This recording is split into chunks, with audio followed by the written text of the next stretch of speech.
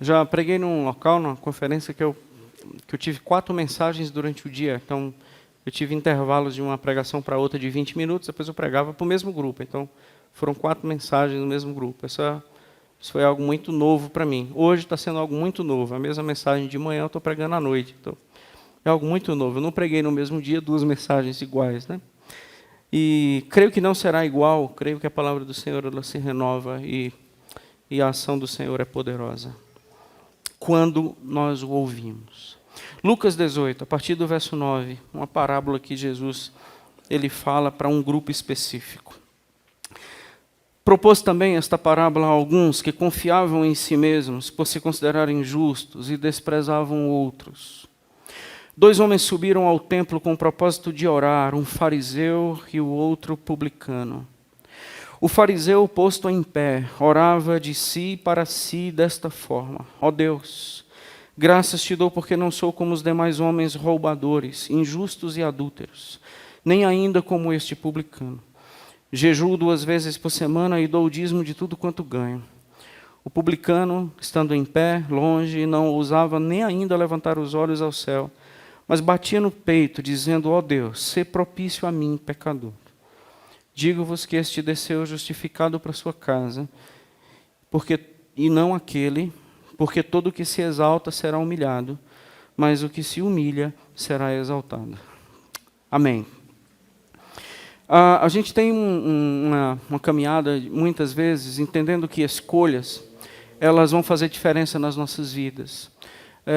Escolhas, dentro daquilo que eu pretendo refletir, assim, nisso, escolha é um perigo.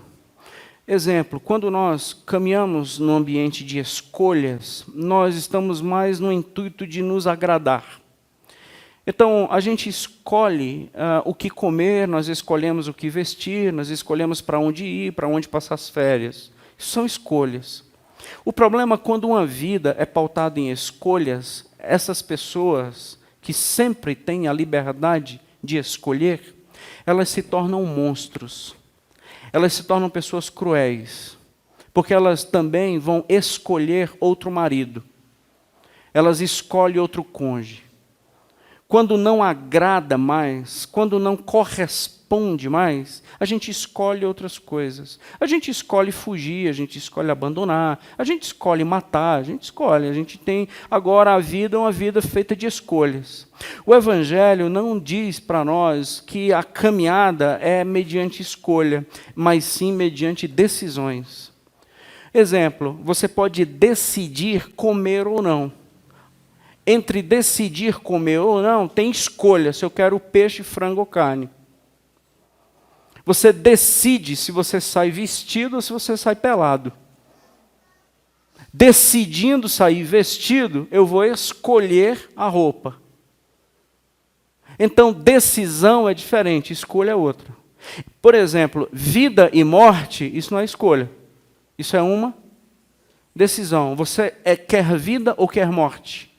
Isso não é uma escolha, porque a escolha nos leva para o mesmo fim. Então, peixe, frango ou carne, isso não altera, porque o fim é matar a fome. Então, eu decidi saciar minha fome, escolhi com quê? Vida e morte não é questão de escolha, é uma questão de decisão. Porque os fins, eles são completamente diferentes um do outro. Então, a gente não pode estar aprendendo uma vida de fazer escolhas e nem ensinar os nossos filhos que a vida é um ambiente de escolhas. Não. A vida é um ambiente de decisão. O Evangelho nos leva a tomarmos decisões. Escolhas não nos transformam. A única coisa que nos transforma é uma decisão. Porque nas escolhas a gente está tipo que... Por exemplo, religião é uma escolha. Você escolheu que igreja você vai ser religioso. Você vai ser membro de uma igreja a qual você escolheu. E que religião você vai seguir. Ou nenhuma religião que você decidiu. Pronto, religião é escolha. Agora, Cristo é uma decisão. Ou ele, ou nada. Porque fora dele, nenhum outro há. Então, eu posso escolher o espiritismo, eu posso escolher o hinduísmo, eu posso escolher o ateísmo, eu posso escolher o cristianismo, eu posso escolher nada, eu posso escolher o panteísmo, eu posso escolher qualquer religião. Isso é escolha. Agora, se eu quero saber sobre vida e morte, isso é uma decisão. Esse texto, o Senhor nos apresenta uma parábola a um grupo muito específico. E esse grupo muito específico é para aquelas pessoas que se consideram muito boas. Aquelas pessoas que olham de cima para baixo, assim, são superiores. Aquelas pessoas que se consideram melhor do que os outros, superior aos outros. Ninguém fala de mim, ninguém toca em mim, ninguém manda em mim, ninguém... Esse negócio, o eu absoluto. Esta parábola é para esse tipo de gente. E hoje, a transmissão da palavra, se eu pudesse dar um tema, é assim, Deus tem objetivos claros de nos transformar. Mas você precisa tomar uma decisão. O Senhor não gera mudanças em nós, o Senhor quer gerar transformações em nós. Porque mudança e escolha vai ficar muito parecido. Transformação é ser uma nova criatura. Então, quando nós estamos diante do Evangelho, da palavra do Senhor, da voz dEle, daquilo que nos transforma, nós não podemos esperar mera mudança. É ser realmente uma nova criatura. Amém? O caminho de transformação, e alguns caminhos de transformação, que eu apresento para a gente, assim, para a gente conversar hoje à noite, pedindo mesmo em oração que o Senhor nos transforme, a ponto de sairmos daqui diferente, está num contexto muito parecido com o nosso. O primeiro contexto que é parecido é um culto. 2 homens decidiram vir para um culto. Combinaram? Não, não combinaram, mas os 2 vieram para um culto. Possivelmente, nesse ambiente aqui, aconteciam 2 cultos durante o dia, de manhã ou à tarde. E nesses ambientes públicos do culto, porque eles decidiram vir para o templo, eles vieram num ambiente comunitário, num ambiente público, terem o seu momento com Deus. E é o que a gente faz aqui agora. Nós, para orarmos, a gente não precisava ter vindo para cá. A gente poderia orar em casa. Por que a gente veio para cá? Porque nós escolhemos um ambiente público para cultuarmos junto ao nosso Deus, mas cada um oferecendo o seu próprio culto. Então foi isso que esses homens decidiram. E o Senhor, Ele citou esses 2 homens nesta parábola para que o entendimento chegasse a um grupo específico. Então é muito parecido com isso aqui. Vieram para o templo orar. Vieram para o templo cultuar. Na verdade, 2 personagens que eles foram muito polarizados no ministério de Cristo, que são publicanos e fariseus. Um publicano e um fariseu. Esses 2 grupos, esses 2 tipos de gente, fez com que o ministério de Cristo fosse muito para eles 2. O fariseu é um homem da lei, é um homem que conhece a palavra, afinco, é um homem muito sério. O publicano, também judeu, ele trabalhava para o governo de Roma, ele cobrava impostos altos, até excessivos, dos próprios judeus, em favor de Roma. Nenhum judeu gostava de um publicano. Então, o publicano era considerado a escória mesmo, as pessoas mais de caráter reprovado que tinha na comunidade. O fariseu não, ele se considerava uma pessoa muito irrepreensível pela uma vida que ele tinha em relação à seriedade mesmo com a religião judaica. São esses 2 ambientes.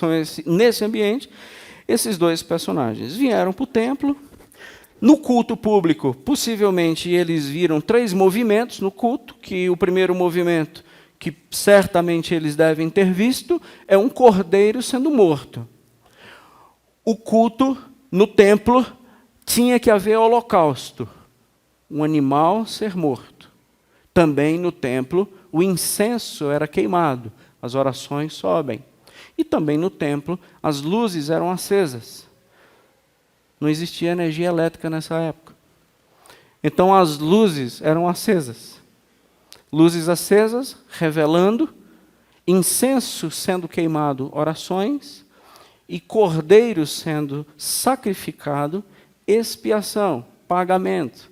Um justo morrendo pelos injustos, para que um culto pudesse ser aceito. Então, esses 2 homens possivelmente viram esses movimentos, se eles foram na hora dos cultos que tinha isso, o cordeiro morto, o incenso queimado e as luzes acesas. Esse é o ambiente. Hoje a gente vai celebrar a ceia. A ceia, ela aponta para um cordeiro que foi morto. As luzes estão acesas, a revelação do Senhor está sendo colocada diante dos nossos olhos mais uma vez. E o incenso queimado é mais ou menos aqui um pulmão dessa parábola, porque esses dois homens estão orando. Caminhos de transformação, eu quero um caminho que gere transformações em mim, e não necessariamente mudanças, porque eu preciso tomar uma decisão, não necessariamente uma escolha. Eu preciso deixar que a Bíblia me denuncie. Esse é o primeiro ponto.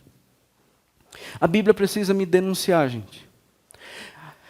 Há um caminho de transformação que ele só é possível pegar quando é esta palavra que assume toda a autoridade a ponto de me denunciar.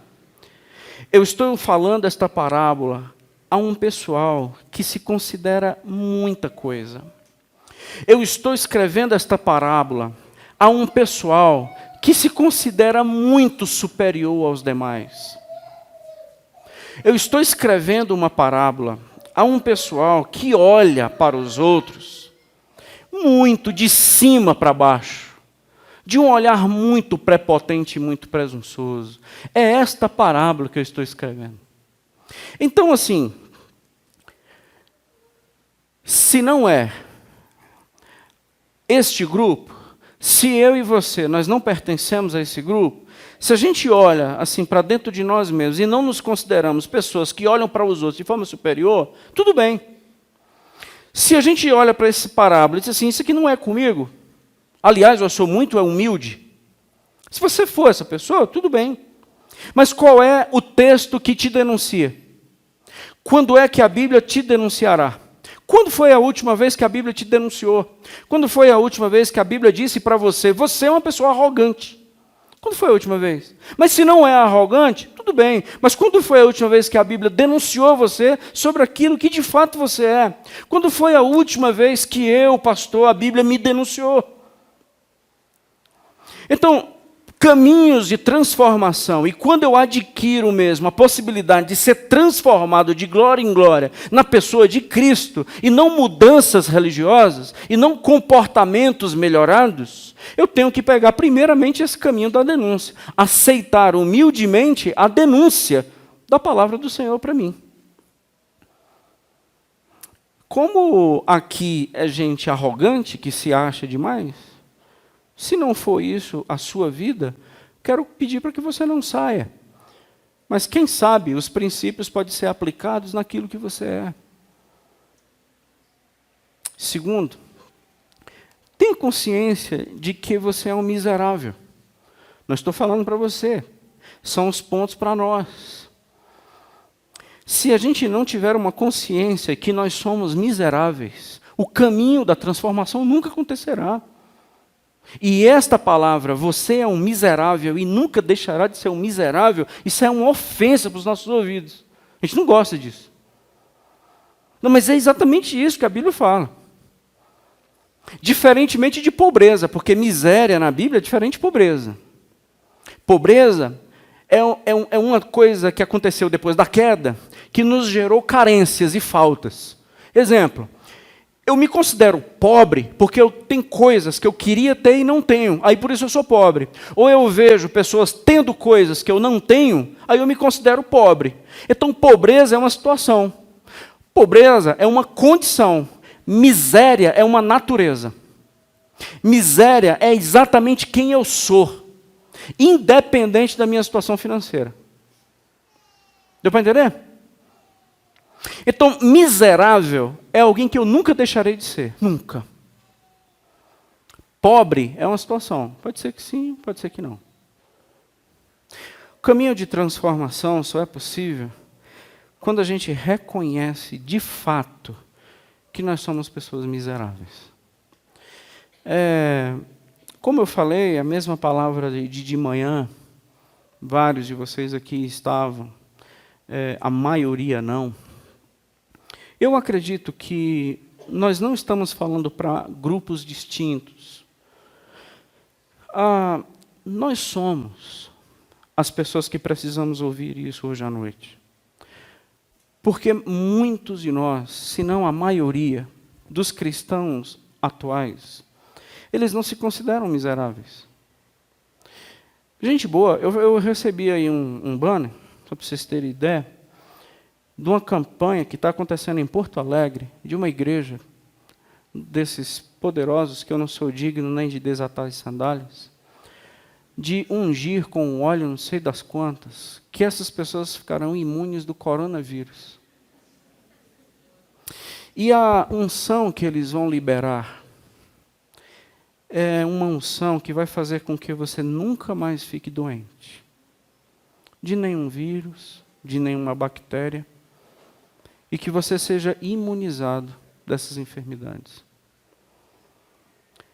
De fato, assim, particularmente, o que eu sinto hoje dessas coisas é nojo. E noja o que estão fazendo com o Evangelho. É tirar o ser humano da sua condição de miserável e tornar o ser humano numa condição de merecedor. E ele não merece ficar doente. E nós vamos blindá-lo de doença. Aí você precisa ver o tamanho dessa igreja. É uma mega igreja. Não, eu não acho que a palavra nos aponta para isso, não. Aliás, a gente adoece muito mais pensando que nós não somos miseráveis do que, de fato, um coronavírus. Tem gente que já morreu no seu orgulho e não precisa mais morrer de um câncer. O câncer vai ser apenas uma consequência. Tem pessoas que já morreu na sua soberba, na sua arrogância. Já está morto no seu delito e no seu pecado. E não vai ser uma parada cardíaca. Ele já está morto. Nós estávamos mortos em nossos delitos e pecados. E Ele nos deu vida. Sabe por que nos deu vida? Porque Ele foi misericordioso conosco. Um coração voltado a um miserável, miséria, cordia, coração. Um coração disposto a retirar um miserável que não poderia se salvar por si só, que não poderia resolver sua vida, que não tinha como dar conta das suas próprias angústias. É esse Jesus que veio e tira esse miserável de onde estava e o coloca num local chamado vida. Esta pessoa que veio para a vida, ele não deixa de ser o miserável, porque para continuar vivendo, ele ainda necessita desse que o resgatou. Porque em mim vive e sobrevive todas as coisas. O oxigênio que você respira depende de mim, diz o Senhor. Nele nos movemos e nele existimos, porque se não fosse ele, nós morreríamos. Então eu não passo de um miserável que preciso que a sua renovação, da sua misericórdia, seja a cada amanhecer. Senão, nós seríamos consumidos. Então eu não sou digno de receber e de ter. Eu sou um miserável que dependo da graça do Senhor. E não importa se eu jejuo 2 vezes por semana, se eu dou um dízimo de tudo quanto ganho, e não importa quem eu ache que eu seja. Aí está o ambiente que você se perdeu, porque você entende que você merece alguma coisa diante do Senhor. Quando eu olho para o meu Senhor e digo que eu mereço alguma coisa, aliás, eu estou agradecendo porque eu sou, isso não é uma oração, isso é um monólogo. Então eu oro de mim para mim mesmo. Uma advertência da fé é: reconheça que você sempre é um dependente. Nada, meus irmãos, nada nos leva tão para longe do Evangelho do que perder a consciência de que eu sou um miserável. Nada. Nada vai me levar para tão longe de Deus do que perder a consciência de que eu não passo de um miserável. Nada. Nada vai ser mais letal para nós do que esquecermos de que nós somos um miserável. Todos nós dependemos do Senhor para tudo nas nossas vidas. Tudo. Glória a Deus, gente boa. Nesse caso, Quando uma pessoa ela tem consciência da sua miséria, e não necessariamente crise da sua pobreza, o miserável ele sabe ser pobre sem ser mendigo, sem ser autocomiserável. Quem tem consciência da sua miséria, ele sabe dizer não sei sem ser burro. Porque ele para ouvir, ele pede ajuda, ele pede conselho, ele se submete. Então, quem tem consciência da sua miséria, escuta. E ele não emburrece. Isso é quem tem consciência da sua miséria. Quem tem consciência da sua miséria, ele pode ser rico sem ser orgulhoso. Quem tem consciência da sua miséria, ele é muito sábio sem ser prepotente. Quem tem consciência da sua miséria, ele é uma pessoa muito inteligente, mas não é um arrogante. Quem tem consciência da sua miséria, admite que não é. E não se torna uma pessoa que auto se deteriora. Que a autoestima é lá embaixo. Aliás, quem tem consciência da sua miséria não tem problema nenhum com a autoestima. É muito bem resolvido. As pessoas que têm crise consigo estão tendo crise nas suas carências. E estão tentando suprir as suas carências que nunca se resolvem e nunca se suprirão. Quer uma solução e quer cura? Tenha consciência da sua miséria. Assim nós dependeremos totalmente de quem Deus é. E dessa água que corre do trono e por onde passa, cura e limpa. E que nós dependemos dessa água amanhã. Meus irmãos, num culto, pode ser um trágico para nós. Que o Senhor nos faça ter consciência da nossa miséria a cada dia. Quem vai resolver o problema com seus filhos não vai ser você. Quem vai ter que lidar com essa luta que você está passando hoje, você não vai dar conta. Até quando você não vai admitir que você não pode? Até quando a gente vai admitir que nós dependemos? Até quando nós vamos admitir que a gente não tem condições? Nossa família está se estragando, os nossos filhos estão se corrompendo. A minha família não é uma família saudável, porque eu não reconheço que eu sou miserável. Sempre tem que depender de mim. Eu sou a pessoa, sairá de mim, a fonte será minha, a orientação será minha, a ordem será minha, vai ser do meu jeito. Então, quando eu não tenho esse reconhecimento de que eu dependo absolutamente do meu Senhor, as coisas estão se acabando dentro de mim. Quanto mais desligado de Deus, mais arrogante nós somos. E nos ambientes religiosos a gente vai orar dizendo que somos melhores que os outros.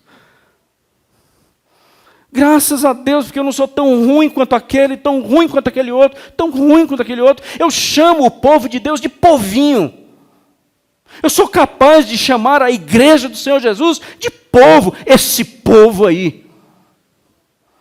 Eu tenho condições de chegar num ambiente religioso como esse e enxergar pessoas inferiores a mim. Mas que tipo de cristianismo é esse? Eu sou capaz de chegar num ambiente como esse e olhar de cima para baixo para pessoas que são meus irmãos. Mas como você conseguiu fazer isso? Você se considera melhor por quê? Você se considera mais por quê? Você se considera acima em qual quesito? Se Deus nivelou todos pela sua graça e disse absolutamente não há um justo sequer. Ele encerrou todos no nível da desobediência para usar de misericórdia para com todos.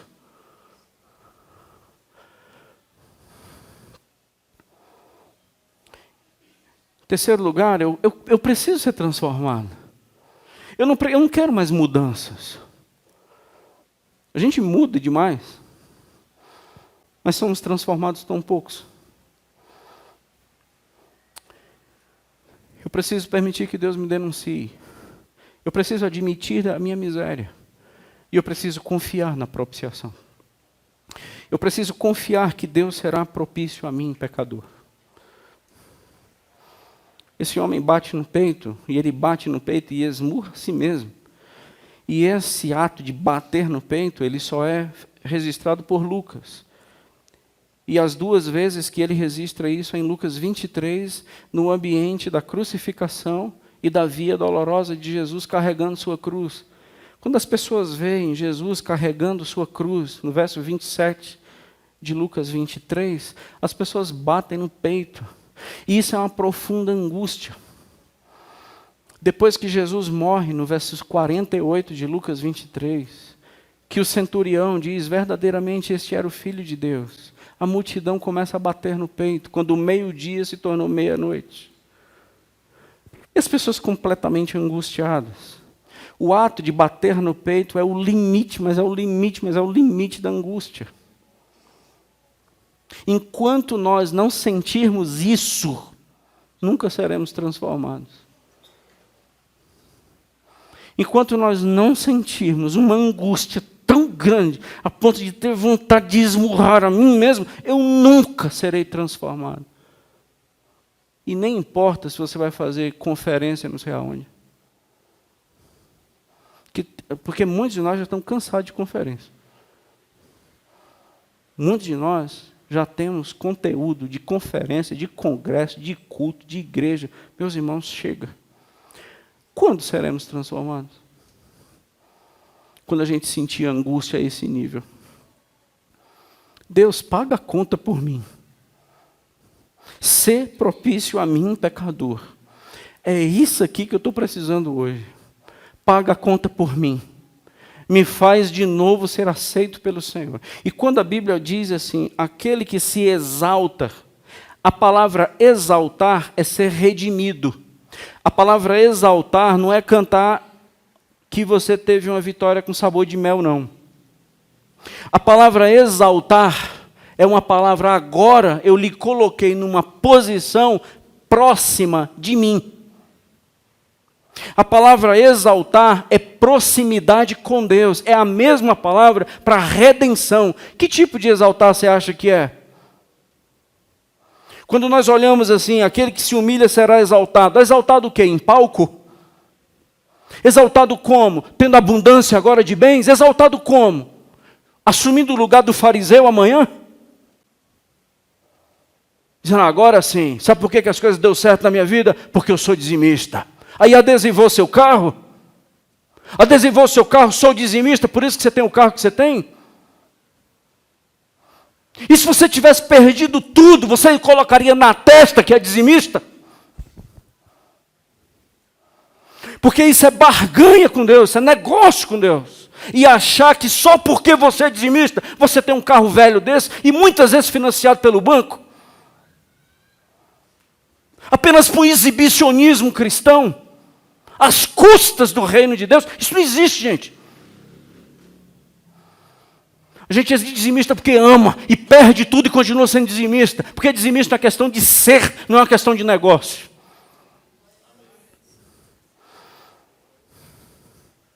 Nunca vi pessoas dando um testemunho de que perderam tudo porque são dizimistas. Mas há uma arrogância no meio cristão de dar testemunhos de que isso aqui aconteceu. Isso é para quem crê. Ver faixas em portas de igreja dizendo que o tamanho do seu milagre vai ser mediante o tamanho da sua fé. Isso é um absurdo. O tamanho do milagre não é condicionado a tamanho de fé. Porque milagre nunca foi condicionado à fé humana. Reconheça que você é um miserável. Você não tem como ter fé a ponto de receber milagre. Milagre sempre foi graça, sobre graça, e sobre graça, e sobre graça. Você tem que ter fé para entender que você é um miserável e sustentado num lugar de segurança. É só isso. Então fé para quê? Para até que enfim reconhecer que eu não passo de um miserável. E vou morar para todo sempre num ambiente seguro. Porque eu sei em quem eu creio. Isso é fé.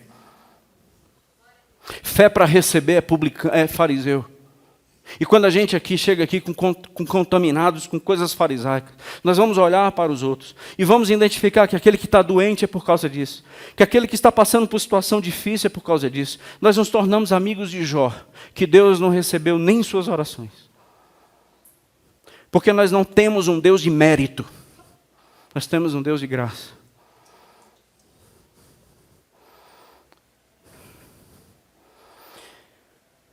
Isso é para quem crê. Isso aqui é para quem crê.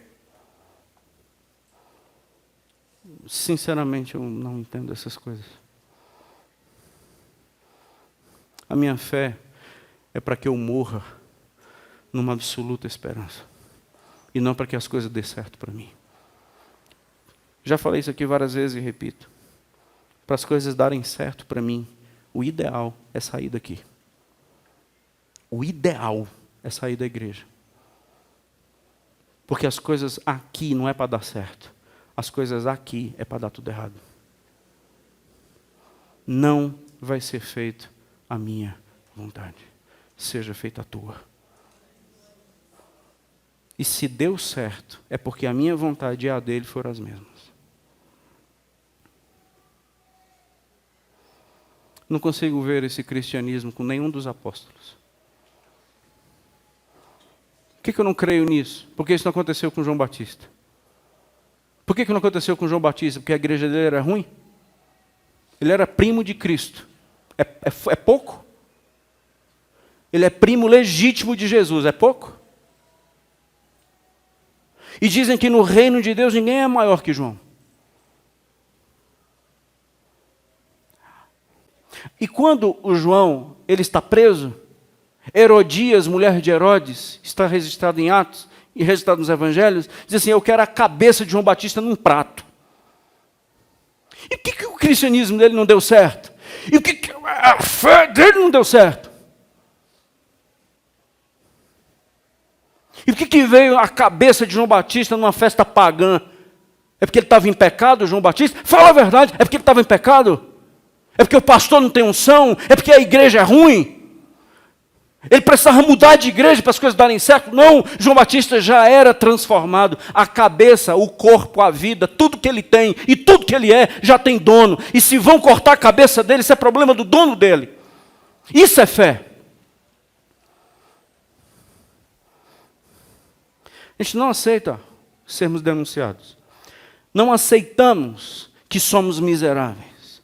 E não acreditamos que quem paga a conta é Deus. Deus, sê propício a mim, pecador. Porque para estar contigo não é mediante mérito. Estar contigo é mediante um pagamento que quem pode fazer e só quem pode fazer é o Senhor. Sê propício a mim. Faz propiciação por mim. Quer ser transformado? Louvado seja o nome do Senhor, que o Evangelho nos transforma. Mas deixa eu te dizer uma dica. Pare de ter uma vida de querer mudar. Chega de ter uma vida querendo mudanças. Você não precisa de mudança. Você precisa de transformação. Nascer de novo. Nascer de novo. Em quarto e último lugar, esse ambiente é um ambiente curioso, porque dizem alguns estudiosos que esse homem orou em voz alta. E dizem algumas pessoas que possivelmente esse publicano afastou-se, ficou ao longe, mas ouviu a oração. Há uns talvez aqui. Mas será se foi? Porque esse tipo de oração a gente não fala baixinho. Esse tipo de oração para a gente se exaltar, esse tipo de oração que exalta o homem, a gente não faz baixinho não, gente. A gente precisa de um povo para me ouvir, entendeu como é que é? Sou espiritual, ninguém aqui é mais espiritual que eu não. Essas orações a gente faz no culto. A gente precisa de plateia para isso. Dificilmente uma oraçãozinha dessa, graças te dou, Senhor. Essa é uma oração que a gente faz em voz alta. Faz sentido essa oração baixinha, não. Aí possivelmente o publicano ouviu. E sabe o que foi que o publicano ouviu? Ouviu dizendo assim: você, esse cara, o publicano, ele é da classe B dos imprestáveis. Ele é a classe segunda dos piores. Então, porque eu não sou nem como esse... Eu não sou igual aos roubadores, não sou como os demais homens, versículo 11, eu não sou injusto, eu não sou adúltero, e nem também como eu sou igual a esse publicano. Isso é a série B dos piores. E possivelmente o publicano ouviu. O que esse publicano fala é extraordinário. Ser propício a mim, pecador. Mas o que ele não fala é sobrenatural. Porque ele poderia ter voado no pescoço desse fariseu. Ele poderia ter respondido ao fariseu também em público. E tu? Ele poderia ter criado um tumulto no culto e acabou com a celebração. Ele poderia ter saído chateadinho, assim, pé da vida, porque falaram de mim.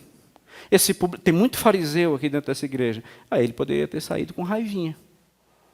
Ele saiu aqui muito raivinha. Muita gente sai com muita raivinha do culto. Que bom. Mas transformado não quer não, né? Pois é, o que é extraordinário é o que esse homem não fala. Aliás, extraordinário o que esse homem fala, sobrenatural o que ele não fala. Porque Deus nos chama para um ambiente de misericórdia. Uma pessoa que não tem consciência da sua miséria não é misericordioso com ninguém. Uma pessoa que não tem consciência de que é um miserável, ele é implacável com qualquer um. Esse homem batia no peito dizendo, eu sou um miserável. E o que esse homem está dizendo é verdade. Ser propício a mim, pecador, Senhor. Sabe por que as pessoas falam mal de você? Porque não te conhecem. Porque se conhecesse, falava mais. O problema é que eles não nos conhecem muito. Ou a bênção.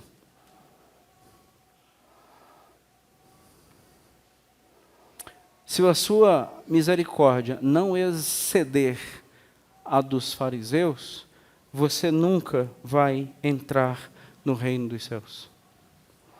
Mateus 5:20. Se a sua justiça não exceder em muito a dos fariseus, você nunca vai entrar no reino dos céus. Nós não somos iguais. Então, o Senhor nos convida para esse ambiente de misericórdia, porque assim, seja mais para que pessoas fracas aqui saiam transformadas. Seja mais. Seja mais. Tem muita gente saindo daqui do mesmo jeito que entrou. Seja mais. Seja instrumentos de cura para a vida dessas pessoas. E assim todos nós sairemos daqui justificados. Esse homem sai justificado. O culto acaba. O culto encerra. Um vai para casa do mesmo jeito. Não fez nenhuma diferença ter vindo para cá. E o outro volta para casa justificado. Ele bateu no peito. Ele disse, ser propício a mim, Senhor, pecador. Eu não tornarei mais um ambiente de culto, um ambiente maligno. Não tornarei. Estar aqui vai ser agora para reconhecer e aprender quem eu sou, mediante quem tu és. Amém, gente? Então eu fiquei pensando assim, podemos estar no lugar certo, mas assustadoramente distantes da verdade.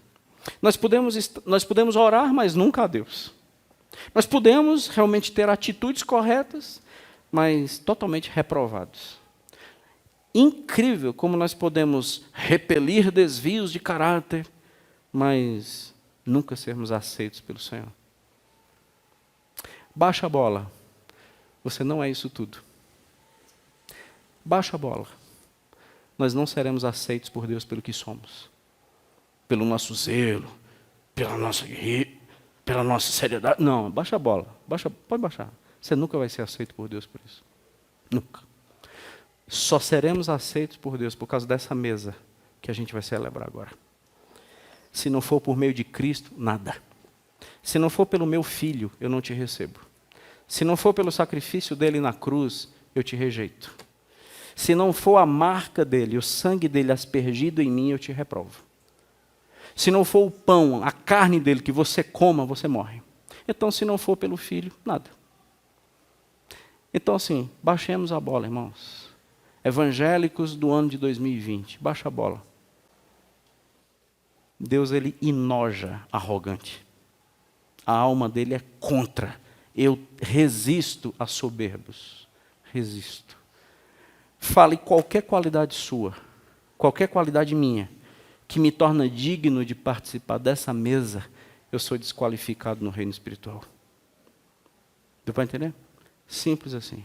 Nós não temos uma virtude sequer que nos faça sermos dignos de participarmos dessa mesa. Glória a Deus, irmãos. O homem analisar a si mesmo é só para chegar nessa conclusão. Por isso o homem examine-se a si mesmo. E depois, come e beba. Que análise? Que se for por mim eu não posso. Agora a pergunta é por meio de Cristo? Então comamos e bebamos.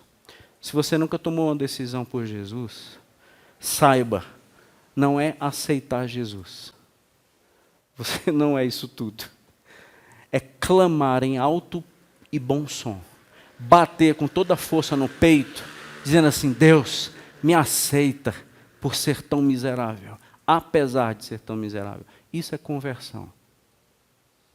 Eu aceitei Jesus, pode ser que você tenha aceitado um demônio.